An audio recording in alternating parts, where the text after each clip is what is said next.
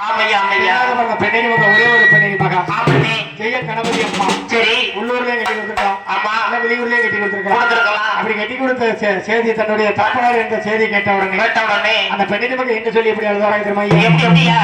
மனை உனக்கு கணித பலம் எடுத்து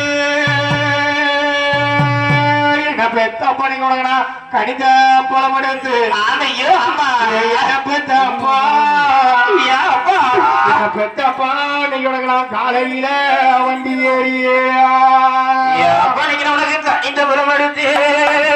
கணித பலம் எடுத்து என்னவே ஐயா என்னவே ஐயா இன்னைக்கு நான் உனக்கு காலையில வண்டி ஏறியா வரணும்னா நான் பிறந்த ஒய்க்காடி சீமைக்கு என்ன பெத்த போனீங்க நான் காங்க வரணும்னா என்ன பெத்த அப்பா அப்பா என்ன பெத்த அப்பா நீங்க எனக்கு கையிலாதான் துரளவோ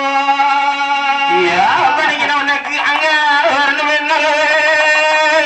தாங்க வரணும் என்ன பெத்த அப்பா என்ன வளர்த்து விட்டு உணவாக முறை இருக்குமாரே ஐயா நீங்க உனக்கு கைலாசம் கிட்ட என்ன